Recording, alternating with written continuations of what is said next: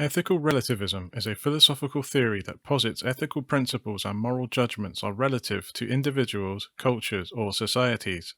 According to ethical relativism, there are no universal or objective moral standards that apply to all people at all times. Instead, moral judgments are based on subjective factors such as personal beliefs, cultural norms, societal customs, or individual preferences. There are different forms of ethical relativism, including cultural relativism and individual relativism. Cultural relativism asserts that moral values and ethical standards are determined by the cultural context in which they arise. This means that what is considered morally right or wrong can vary from one culture to another, and no culture's moral framework can be objectively superior to another. Individual relativism, on the other hand, focuses on the moral autonomy of individuals.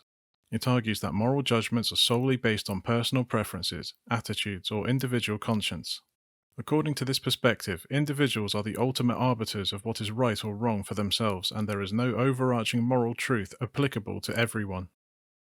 Ethical relativism has been subject to various criticisms. One common critique is that it can lead to moral skepticism, where any moral claim can be justified based on cultural or individual preferences, thereby undermining the possibility of ethical discussions or progress.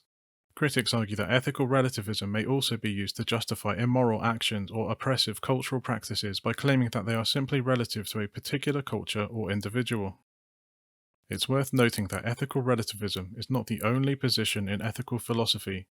There are other moral theories such as ethical absolutism, which posits the existence of objective moral truths, and ethical universalism, which holds that there are objective moral principles that apply universally.